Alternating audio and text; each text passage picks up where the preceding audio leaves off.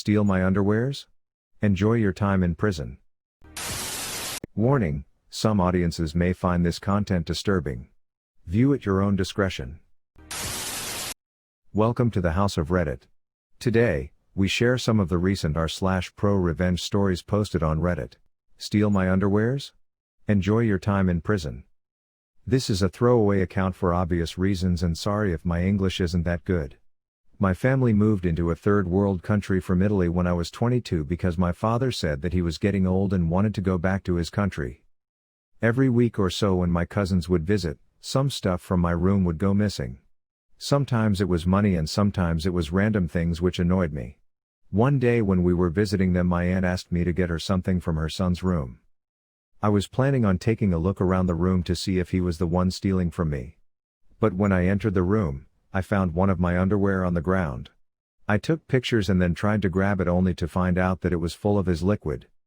I was angry, but I left the room like nothing happened, like the pushover I am. My best friend back then was a lawyer, and when I told her about it, she told me that there is nothing that I can do about it legally since I can't prove he stole it. But since he is the one stealing from me, I can make a trap by putting a camera in my room and using something expensive, that doesn't look that expensive, as a bait. I liked my friend's idea and she suggested using an expensive alcoholic drink, so I bought a bottle for 10K used and set the trap. The average salary in this country is 200 used a month, and I could only afford this because I started my own business on the internet back in college. When they came to visit, he stole the bottle and a wired bra that was on my bed. I told my best friend and she came with me to tell the police. When they brought him, he denied everything. But then my best friend gave the cops the video and asked them to go through his room to look for the rest of my things. They found the underwear and a lot of my stuff in there, and the bottle was empty. Now my father's part of the family have cut contact with us and he is serving his second year in prison. We returned to Italy because, as my father said, we don't have a family there anymore. My parents know the full story and they are proud. Teacher verbally abused suicidal classmate. This was back in high school when I was 17. I'm currently 20. I was in a class for forensics, and this teacher was notorious for making fun of students. I'll call her bitch teacher. To put in perspective how much I hate her, I got a pet cockroach and named it after her.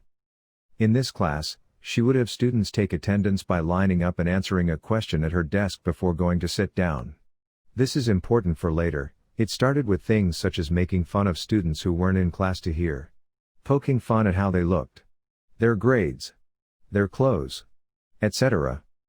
Things slowly escalated as the year progressed to where she would mock my voice in front of everyone whenever I spoke. I also have a very growly voice because I used to get recurring scarlet fever for years, which permanently damaged my vocal cords. Said transgender people were a burden, we had a trans boy in the class, that depression wasn't real, etc. At first, it was fine. It's not like she was saying anything I've never heard before from my shitty classmates about each other. But then comes in my classmate, who I'll call Small. Cuss. She's Small. Small was a quiet and very sweet girl. She was funny and always nice to everyone. But she had really bad depression and anorexia. And she would be bullied a lot because her parents weren't the best. She often came to class smelling of her dad's chain smoking and in old hand-me-down clothes. Because bitch teacher would only encourage the bullying, Small eventually started cutting and wearing hoodies all the time to hide the cuts. But everyone knew. It got to the point where two people would take advantage of her poor family and pay her to scratch words on her leg or arm in class with a safety pin. Bitch teacher did fuck all. And trust me, she knew. Fast forward a few weeks, and we all line up as usual. The question was, what's your favorite type of music? Me and Small come up. I answer and am heading to my seat when Small quietly goes, I don't know. I don't really have one. To which? And I kid you the fuck not. Bitch teacher goes full volume, with a smile on her face, well, what kind of music doesn't make you want to slit your wrists? At this point the entire class goes dead silent. She had gone too far. And Small immediately runs out of the class. Everyone is too shocked to know what to really do. So we just move on with class. I still wish I had gone to check on her. After that, I just couldn't stand bitch teacher. I couldn't stand her existence. I couldn't stand looking at her smiling fucking face. I wanted to rip that smile off. Every time she breathed I wanted to strangle her. I was done with this. I began secretly recording every time she made fun of us. I would record entire classes and crop out what I needed. And then, one tiring month later, I emailed them all straight to the principal. Close to half an hour of this bitch making fun of everyone, making suicide jokes, etc. I fumed about how inappropriate and unacceptable this was. And I demanded justice. And holy shit, justice I got. Bitch teacher didn't show up for a few days. When she came back, she had such a dead look in her eyes. Finally, no more of that goddamn smile. The principal calls us all together. And in front of everyone. Her husband, the students, and staff. She was forced to formally apologize for making fun of a fucking suicidal 16-year-old. The look on her husband's face told me all I wanted. After this, I only ever needed to see her smoking alone and hated at the liquor store. The smile never came back. I never told anyone what I did. But everyone just knew.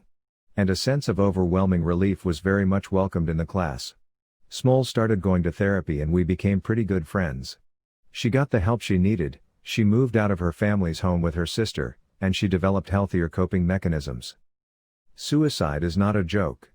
And anyone who makes fun of someone even remotely entertaining the idea of suicide. This is what you deserve. To lose your job. Lose your friends. Lose your reputation. Lose your husband. And a kid to name a fucking cockroach after you.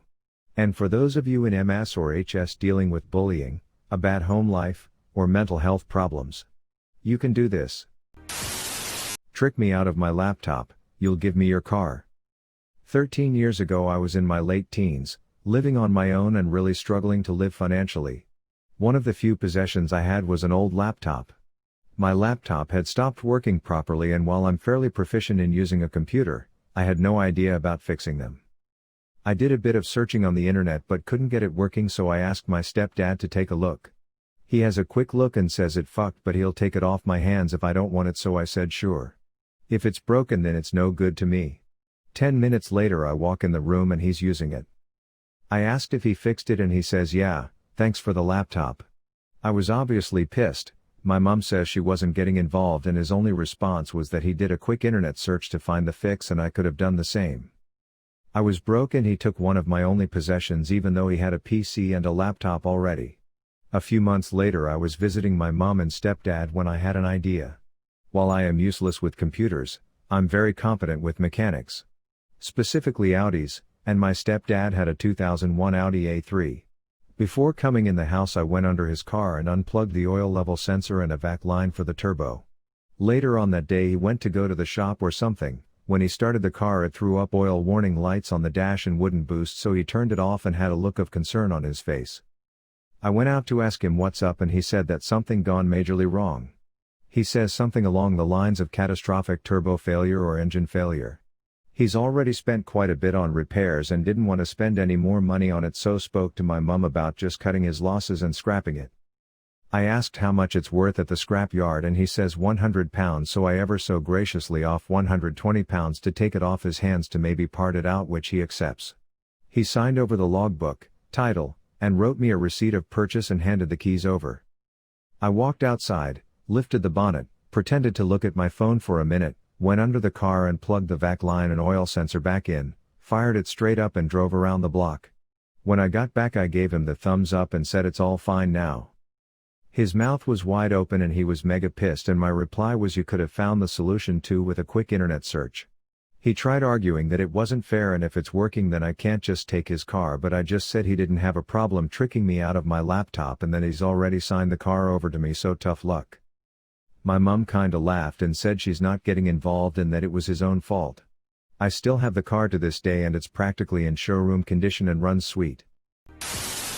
Senior manager gets me fired. I turn things around and get her job and salary and see her breakdown. I was hired by a company as an assistant manager, a job I was well qualified for. The owner is rarely on site as he owns several businesses. The company is run by a GM, who hired me, but who works mostly second shift and who I therefore would have little daily contact with since I was hired for first shift. I was assigned to Eva for training. Eva was a manager and had been with the company 5 years. I trained with her for a few days and then I was on my own, though she and I had overlapping shifts and would see each other a few days a week. We were friendly but not close. After a few months I was doing well at my job, and had even gotten some new procedures adopted to help boost sales. Eva began to act resentful. She would correct me for small things and took any opportunity to remind me that she had trained me. It didn't matter to me, she wasn't my boss, I reported to the GM. So I mostly just ignored her. What I didn't know was that Eva was not just tight with the GM but they had worked together at another place for 10 years before this one.